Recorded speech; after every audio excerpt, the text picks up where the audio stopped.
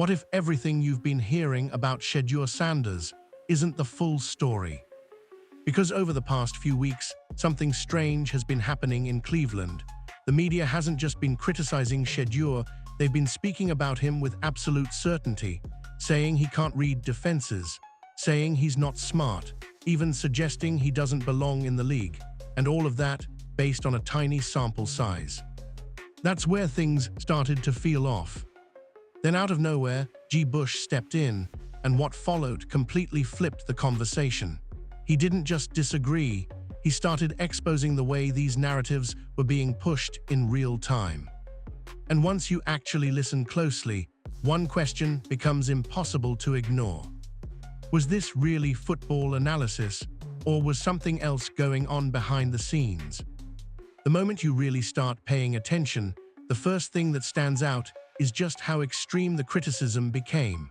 This wasn't normal football debate anymore. This wasn't analysts breaking down reads, mechanics, or decision-making.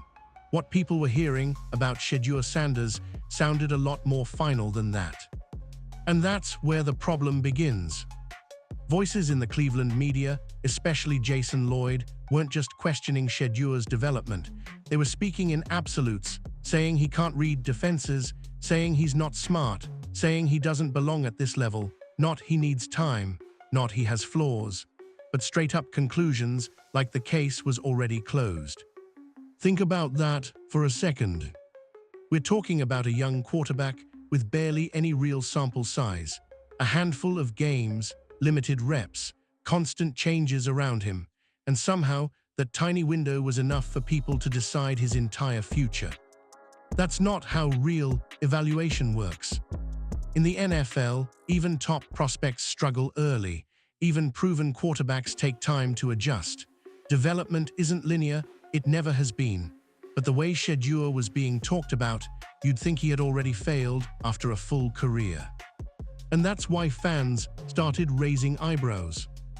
Because when criticism turns into certainty that fast, it stops feeling like analysis. It starts feeling like something else, something more personal, more intentional. And here, where it gets even more interesting. Even when people pushed back on those takes, the defense wasn't strong. Instead, the same explanation kept showing up: the data, the analytics, the numbers. But here's the thing: numbers don't talk like that.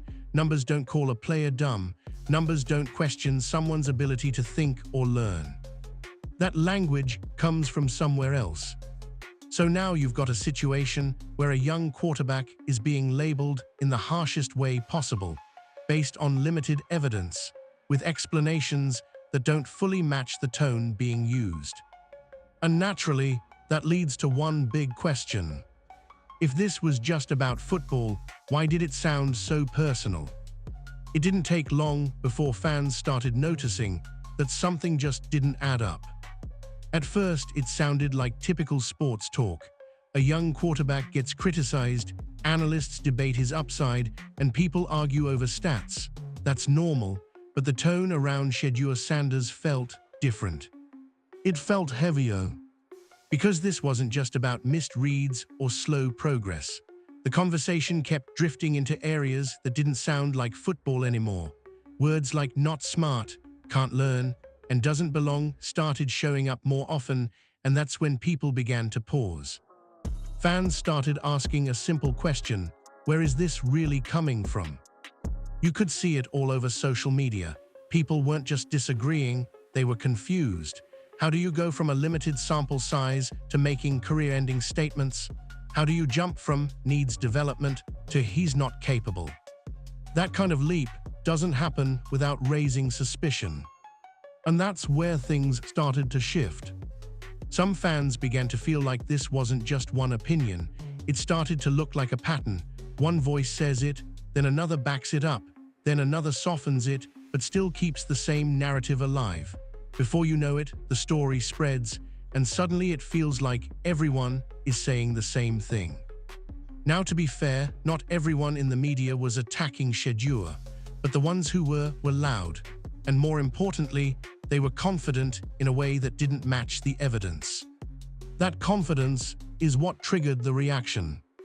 Because when someone speaks with that level of certainty, people expect strong proof behind it. And when that proof doesn't clearly exist, it creates doubt, not about the player, but about the narrative itself. Even the defenses of those takes started to feel off. When people like Tyvis Powell stepped in, the argument shifted toward, it's just data, or it's just what the numbers say. But again, numbers don't explain the tone, numbers don't explain the certainty. That's what made fans uncomfortable.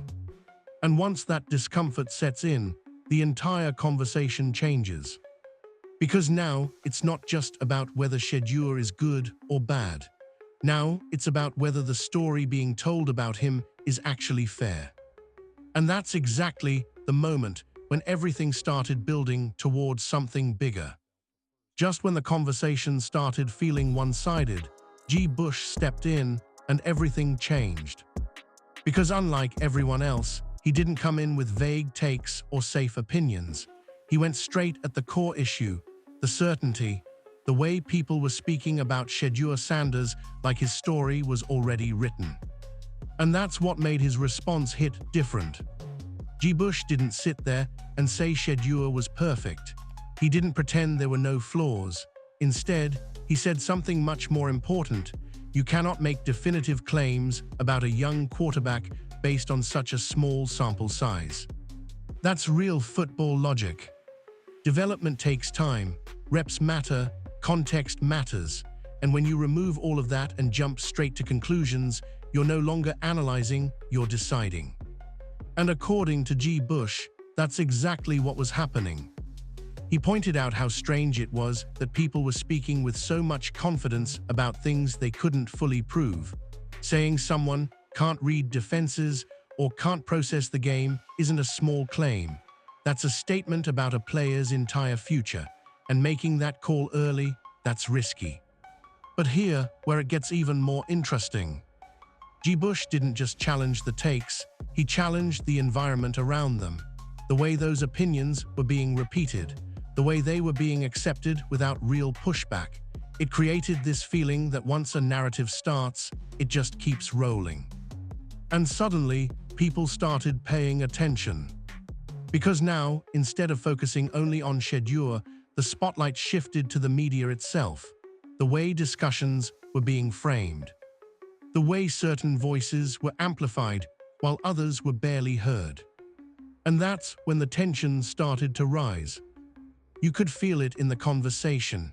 The moment G. Bush started breaking things down, things got uncomfortable, not because he was loud, but because he was clear. He wasn't playing along. And when someone steps into a controlled conversation and refuses to follow the script, it changes everything. Because now, it's not just about who's right or wrong. It's about why certain things are being said in the first place. And what happened next made that question even harder to ignore. Then came the moment that made everything impossible to ignore.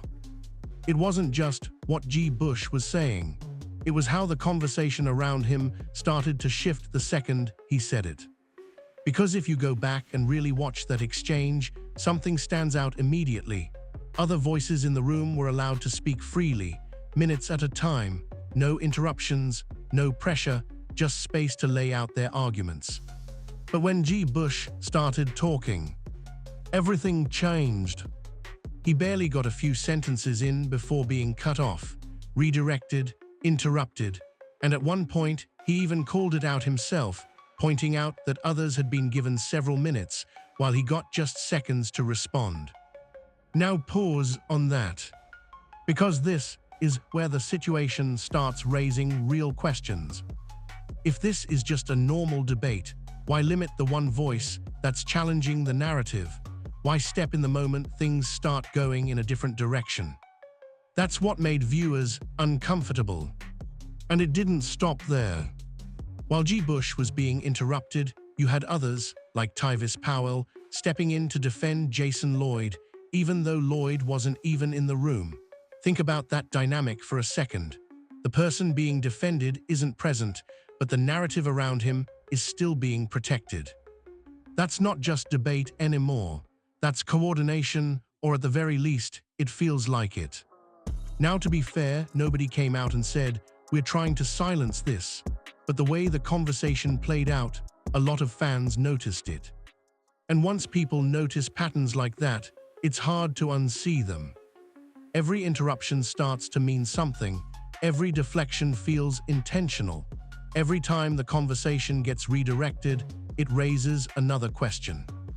Because now, it's not just about whether Shedeur is being judged fairly. It's about whether certain opinions are being controlled and others are being limited. And the moment that idea enters the conversation, everything changes. Because now fans aren't just listening to what's being said. They're paying attention to what's being stopped. Once that moment happened, a bigger pattern started to come into focus, and it's something fans don't usually notice right away. Because what this situation exposed wasn't just one bad take. It hinted at something deeper, what many people call the media circle. Here and how it works. One voice like Jason Lloyd puts out a strong opinion, not just a mild critique, but a bold, definitive statement. Then instead of that take being challenged, it gets reinforced. Someone else steps in, not to question it, but to defend it. Then another voice softens it slightly, but still keeps the core idea alive. Before you know it, the narrative spreads. And suddenly, it feels like everyone is saying the same thing. That's what made the situation around Shedeur Sanders so interesting. Because even when people disagreed with the harsh tone, they didn't fully shut it down. They adjusted it, reworded it, but the message stayed intact.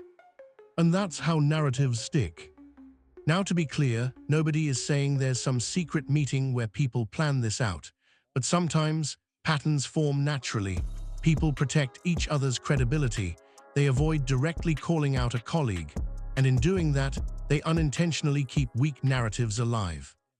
Some fans have even pointed out that once a storyline gains traction, it becomes harder to challenge, not because it's correct, but because it's already been accepted. And that's where things get dangerous. Because now the conversation isn't being driven by fresh analysis, it's being driven by repetition. Say something enough times, and it starts to sound true. That's exactly what G. Bush was pushing back against. He wasn't just disagreeing with one person, he was interrupting the cycle itself. The loop where opinions get passed around, reinforced, and rarely questioned. And once that cycle gets broken, people start seeing things differently. They start asking, wait, who actually proved this? Where is the real evidence? Why does everyone sound the same? That's when trust begins to shift. Because fans don't just want opinions, they want honesty, they want balance, they want to hear both sides, not just one narrative repeated in different voices. And once that expectation isn't met, the entire system starts to feel shaky. Which leads to an even bigger realization. Maybe the story around Shedeur wasn't just misunderstood. Maybe it was being shaped. Just when things couldn't get any more confusing, another storyline started floating around, and this one might have been even more misleading than the first. The idea that Shedeur Sanders was in some kind of massive quarterback battle. You heard it everywhere. Names started getting thrown around like it was a wish list. Kyler Murray, Anthony Richardson, Malik Willis, even Geno Smith somehow got pulled into the conversation. On the surface, it sounded exciting. Big names, big competition, a dramatic fight for the starting job. But when you actually step back and look at it, none of it really held up. And that's exactly what G. Bush pointed out. One by one, he shut those ideas down, not emotionally, not with hype, just with simple logic. These weren't real options. These weren't active scenarios. These were names being recycled, thrown into conversations to create buzz. And once he laid it out clearly, the illusion started to fall apart. Because if those quarterbacks were never actually coming, then what was the point of constantly bringing them up? That's the question that changed everything. It started to look less like analysis and more like storytelling. The kind of storytelling that creates drama where there isn't any. Because let's be honest, saying Shedeur is the clear guy isn't as exciting as saying he's fighting for his job against 5 different quarterbacks. Drama sells, but reality is usually much simpler. And in this case, the reality, at least from what Garrett Bush was explaining, was that there was no real competition at that level. No incoming superstar ready to take the job. No secret move waiting to happen. Just a narrative being pushed. Now, to be fair, teams always explore options. That's part of the NFL. But there's a difference between exploring and creating the illusion of a full-blown quarterback war. And that illusion has consequences. Because once fans believe there's competition, they start questioning the current quarterback. They start thinking, if the team is looking elsewhere, maybe something is wrong. And just like that, doubt gets planted. So now you've got 2 narratives running at the same time, one questioning Shedeur's ability, and another suggesting he's not even secure in his position. And when those 2 ideas combine, it creates a story that feels much bigger than the actual reality. Which leads to the next critical piece of this puzzle. What was really happening behind the scenes with his opportunities? Now here, where the conversation takes a sharp turn, because once you look at what was actually happening behind the scenes, the entire narrative starts to feel incomplete. One of the biggest talking points used against Shedeur Sanders was that he wasn't ready, that he wasn't picking things up fast enough, that maybe he didn't fully understand the system. But when you dig deeper, a different question starts to come up. How do you prove you're ready if you're not being given the same opportunities? Reports and discussions started surfacing that Shedeur wasn't consistently getting reps with the first team. In some cases, he was working separately, not rotating in the same way other quarterbacks were, not getting the same rhythm, the same timing, the same real game preparation. And that changes everything. Because in the NFL, reps are everything. That's how quarterbacks develop chemistry with receivers. That's how they learn protections with the offensive line. That's how they speed up their decision-making. Without reps, you're not developing, you're observing. Now compare that to how other quarterbacks in the room were handled. Players like Dylan Gabriel were getting more visible opportunities, more chances to work with higher units, more chances to show what they could do in real situations. So naturally, they looked more ready. But here, the key question. Was that because they were better? Or because they were given more chances to show it? That's the part that fans started questioning. Because if one player is getting consistent reps and another isn't, the evaluation isn't happening on equal ground.